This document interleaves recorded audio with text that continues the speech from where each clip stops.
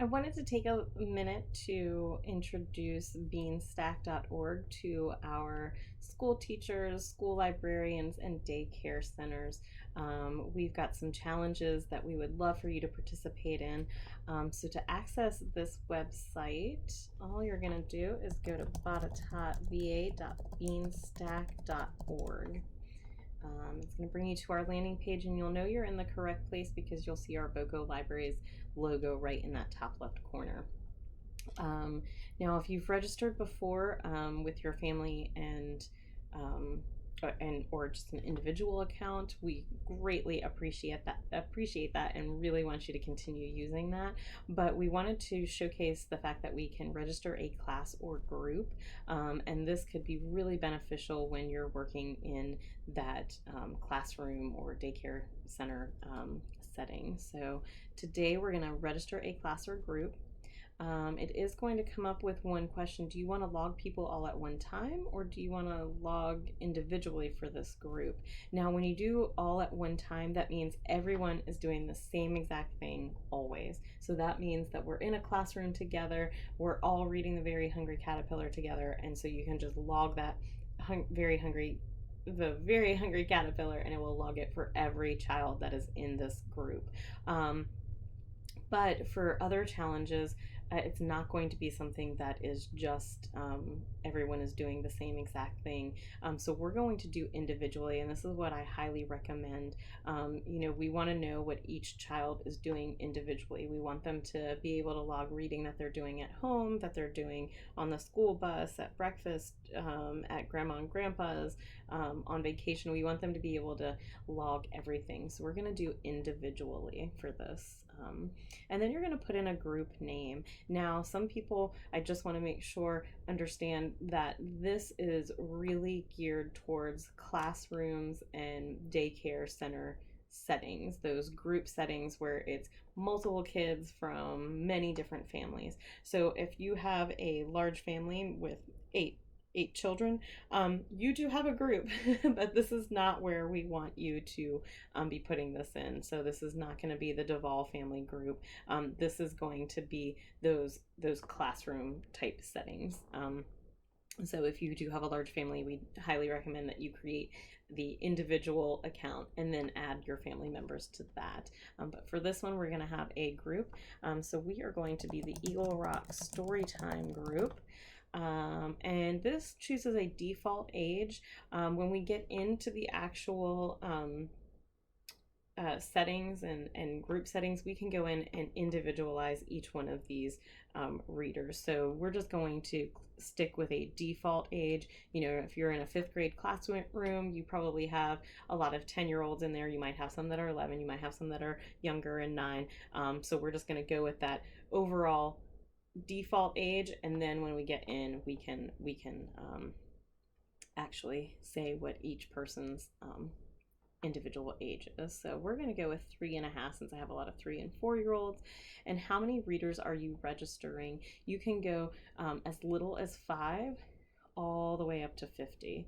For the purposes of this demo, we're just going to go with the 5. And then we are going to put in some of our personal information. Now, my Storytime kids call me Miss Jamie, so I'm just going to go by Miss Jamie. But you can put Jamie Duvall, you can put whatever you want in there. And then your email address. This is the one that we really need to make sure we are using as our work email, especially if we have our individual and family accounts already set up, or we plan on setting those up in the future. You can only use your email address once. So I cannot use my personal email address here because I already have an account for me and my family. And so this one really has to be just my work email account.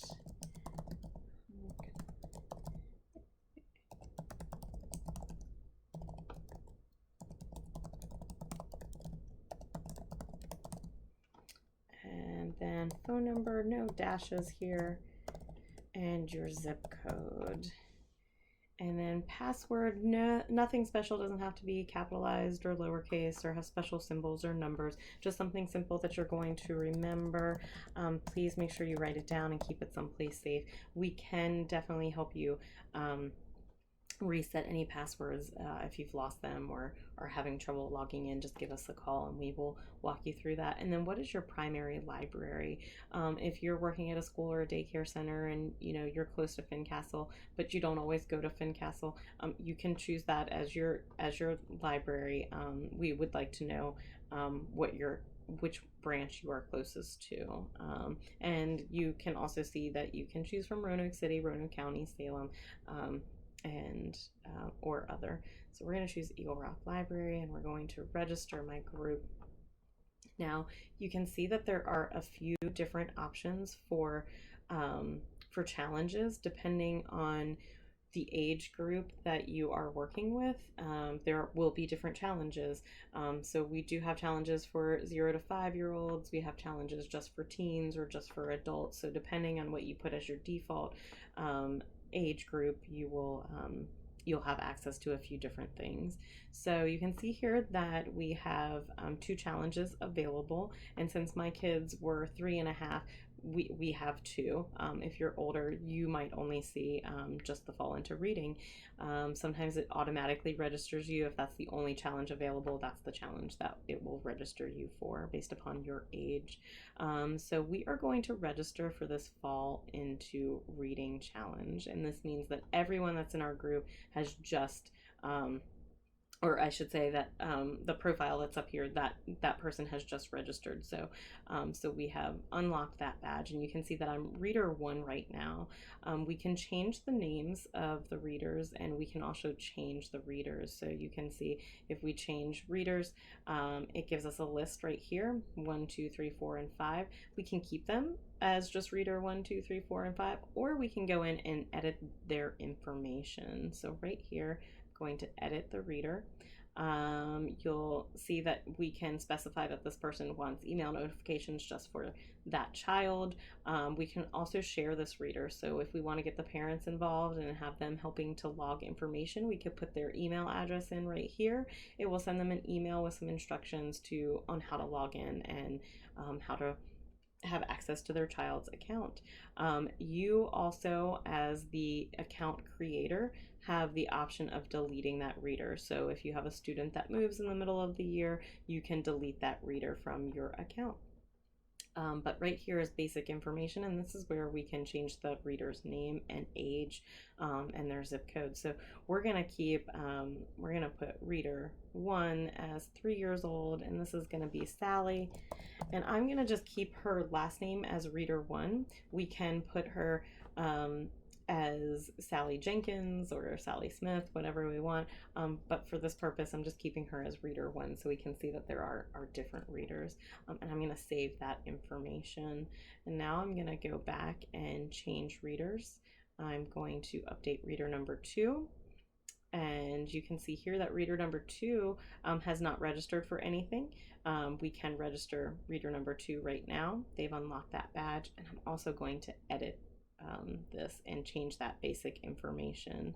And this reader is actually 4.5, and her name is June. And so very simple to just keep going in, personalizing that information. It does take a little bit of extra time, but it's nice to have the names in there instead of just the readers and having to remember which reader or which child is which reader. Now to log reading activities, you just simply come up here and you can log minutes or you could log activities, and you can see here that you can choose the profile that you want to be working with. So you can see that we have Sally listed, we have June listed, we still have readers 3, 4, and 5. And so we are going to switch over to Sally. We're going to log her minutes. Today, Sally read, so we're going to click on the date and we are going to put in how much time she read. And you can see here it already tells you how to enter that information. So if she read for a minute, we're just going to put 1M. If she read for an hour, we're putting 1H for hour. So here we will put 1 hour, and she read the Lorax And you can see that it does auto generate titles. It doesn't auto generate all the titles, but most of the titles that you type in here will appear. And so you can go ahead and click on that, and then it auto fills in the author. You can leave reviews, which is great if you want to offer extra credit in your class. You can have the child leave reviews, and these reviews are always appreciated because they help our readers and users of Beanstack see what their peers are reading and kind of get a feel for other things that they may want to read. For the purpose of this demo, I'm not going to leave a review, but we are going to log. And you can see it's that easy. This reader has earned a badge already. They've earned 1 hour, and you can see there's an arrow because they actually earned 2 badges. They earned one once they read 20 minutes, and since they got up to the hour, they also earned that badge. So that's fantastic. You can continue logging for Sally right here, or if you're done with Sally and want to go to another profile, you just X out and then come back up here to log reading, and then you can choose the next reader that you would like to log for. And right here, you'll notice that this one says books and this one says minutes. Well, reader 3 has not signed up for any of the challenges. So before you start logging for that child, definitely make sure that they have signed up for a challenge. So we're just going to X out here since they have not registered for a challenge yet.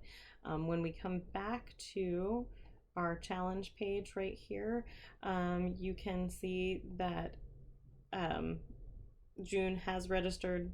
She can register or pre-register for this 1,000 things. It hasn't started yet, but you can also see all the badges that the child has earned, and you can actually see the reading log for the child. So June hasn't logged anything, but if we go to, let's see, I think it was Sally that logged. If we go to Sally's profile right here, we go to reading log, you can see that the Lorax is here.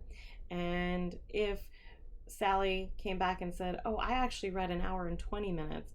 Well, instead of just going back and logging the time again, you can click on the title and you can edit right here. And so you can put 120 minutes. So she read for 2 hours, and you can save that, and it updates everything. You can also remove that from her reading list. What's also really neat about this reading list is once we start adding more to it, there will clearly be a lot more there. We can print that list. So you can see right here, you've got a summary of what Sally has been reading. We've got the Lorax, the date, and how many minutes she spent reading that. And so once you add some more, you'll have that list, and then it's an easy printable list that you can turn in to either a teacher or to a parent and let them know what the child has been reading. It's really simple to use this site. If you have any questions, don't hesitate to give one of us a call at any Botetourt County branch. We hope that you enjoy this and that you and your classrooms get a lot of use out of it and have fun.